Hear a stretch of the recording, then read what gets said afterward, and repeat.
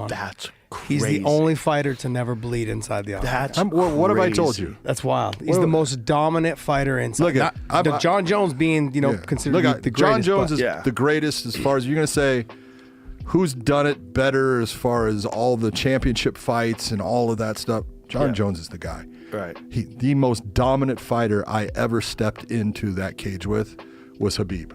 Look at this. Khabib never visibly bled, was severely bruised, or was knocked down during his professional MMA career. Who's the only person you ever saw hurt him? Conor.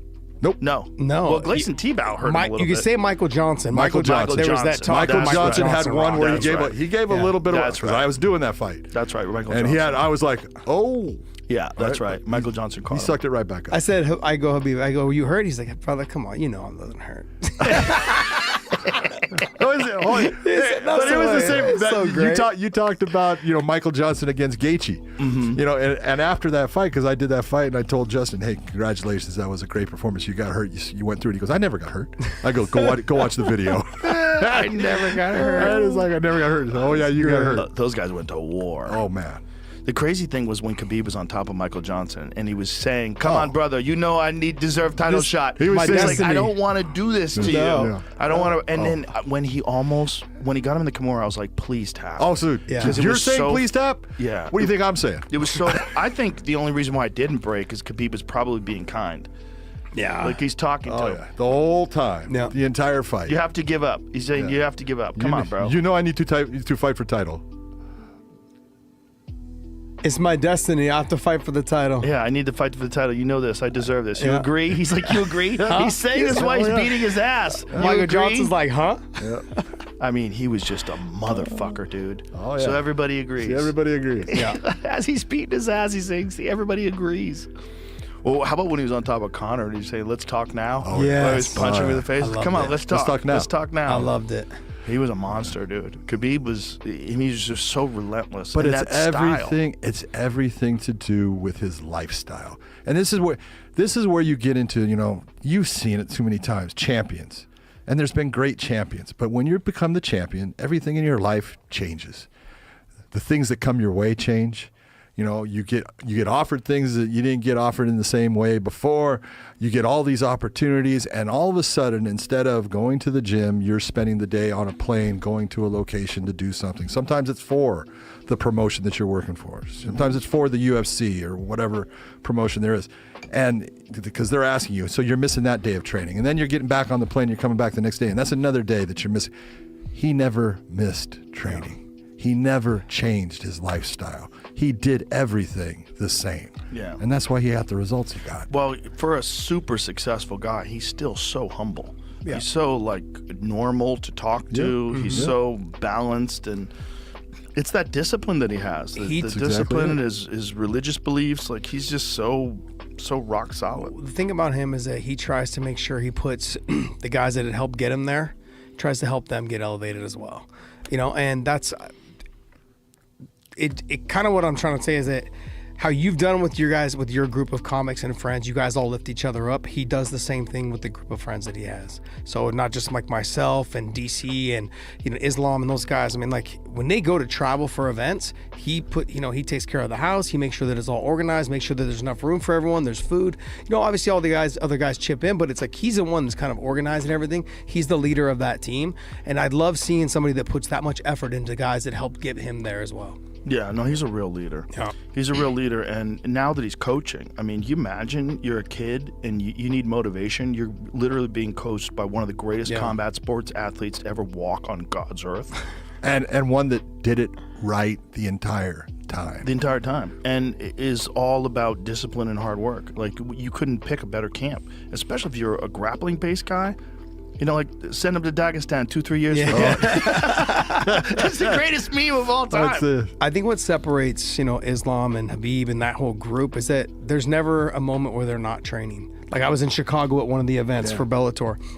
And we were there, and I was headed down to the bar after the event. They were headed to the gym, passing me in the elevator. They said, come up and talk to me. So I was up there for an hour just chatting with them while they're riding bikes, lifting weights, getting their workout in, and everyone else is down at the bar drinking. Wow. And so it doesn't matter. They don't even look at it. They don't think about it. They just go right to the gym. They get their sweat on. They're up there for 2 hours. it's not like this intensity But it's for not 25 intense, yeah. minutes. Yeah, Right. They're It's just like, I don't- working. Yeah, and They're then never letting themselves get out of shape ever. no, That's it. and then Yeah. you see them in the morning, right? When they were when they were training out at AK in the mornings, you'd see them at the track in the mornings. They would just jog, but then there was little stations where you do sit-ups and push-ups. They would do those, and they would do it for 2-3 miles, and they'd come to the gym at noon and they'd do their workout, sometimes hard, sometimes not. But they were always training, always working, and that's what separates them. They're not out at the club until 2-3 in the morning, then trying to recover the next day. They're not drinking, they're not smoking, they're not doing. The no drinking is huge. Huge. If there's one thing that fucks fighters up more than anything, it's partying. Oh yeah. Drinking especially, I guess Coke, but I don't have a lot of experience with guys that I knew that were doing Coke, but I have a lot of experience with guys that were drinkers. And you would see them in the morning on, like, they would go out Saturday night, Sunday they'd be fucked up, they show up Monday to train, and they just looked like shit. Yeah. Because they had been partying too hard just 2 days ago. And you don't think that that's going to make a big difference, but if you're getting drunk on Saturday night, that's days before you're back to baseline. Yeah. Days. That's right. You know, and you can get away with it when you're 23. Yeah. A little bit, kind of. But are you? Because you're probably not as good as you would have been. And then maybe you're going to get hit with some shots that you wouldn't have get hit with, or you've been going to get tapped when you wouldn't have got tapped. Yeah.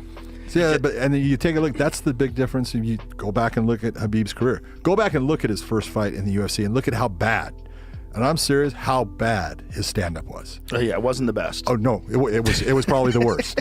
Okay, it was. I don't think it was the worst. It was bad. He did a lot of crazy shit. Yeah. But take a look at it Those were his setups. when he was at the end. Oh, yeah. It was tight. He always was improving. Oh, he in was dangerous. everything. Remember, he dropped improved Conor. throughout.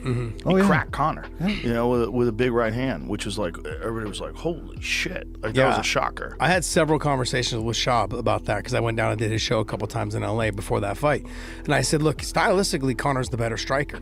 I go, but the intimidation of the takedown and the threat of the takedown for Conor is going to make him hesitant. I said, don't be surprised if Khabib ends up landing some good hard shots on the feet. That's a giant factor. The Yeah. fear of the takedown. It's about Kevin Randleman when he fought Krokop. When he knocked him out, that was what it was. It was the fear of the takedown, the thinking. The thought process of, I can't let him. Yep. Well, you get it. If Kevin Randleman and Krokop fought a straight kickboxing match with no takedowns, Jesus Come on. Christ. It's a walk. I mean, It'd be you don't want crazy. to watch It'd it. be terrible to watch. Yeah. But that threat of the takedown is this factor that keeps you from being comfortable. It keeps you from finding your flow state.